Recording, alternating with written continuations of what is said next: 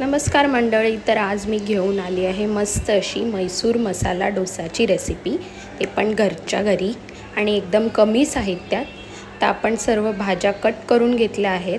त्यानंतर कढईमध्ये तेल घालून त्यामध्ये शिमला मिरची मी आधी ॲड केली आहे, त्याला थोडा वेळ लागतो शिजायला म्हणून. त्यानंतर आपण यामध्ये मीठ ॲड करूया चवीपुरतं आणि त्यानंतर आपण यामध्ये ॲड करणार आहोत कांदा पण चांगला तेलात फ्राय करून घ्यायचा आहे. अगदी बाहेर जसा मसाला डोसा मिळतो मैसूर मसाला तसाच हा होतो.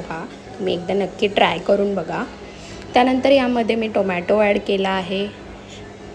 अशा प्रकारे छान तेलात फ्राय करून घ्यायचं आहे. त्यानंतर आपण यामध्ये बीट आणि गाजर ॲड करून घेणार आहोत. बीट आणि गाजरने कलर छान येतो या मसाल्याला.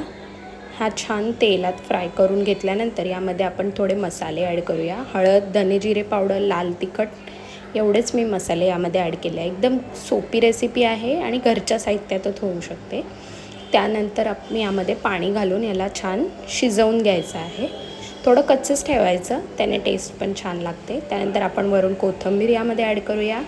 आता बनवूया आपण मैसूर मसाला डोसा. तर त्यासाठी मी डोसा बॅटर घेतला आहे. तव्यावरती डोसा टाकून घेतला आहे. तेल, तूप, बटर जे तुम्हाला आवडेल ते तुम्ही ॲड करून डोसा छान दोन्ही बाजूनी छान भाजून घ्या. त्यानंतर आपण यामध्ये माझ्याकडे पोळी मसाला होता, तो मी थोडा यामध्ये ॲड केला आहे. तुमच्याकडे नसेल तरी नॉर्मल तुम्ही भाज्या आणि मसाला ॲड करून बनवू शकता. तर मी बटाटा आणि जो मसाला बनवला होता मैसूरचा तो मी यामध्ये ॲड करून छान स्प्रेड करून घेतला आहे. तूप लावलं आहे. चीज छान ग्रेट करून घेतला आहे. मस्त असा डोसा रेडी आहे. व्हिडिओ आवडल्यास लाईक, शेअर, सबस्क्राईब नक्की करा.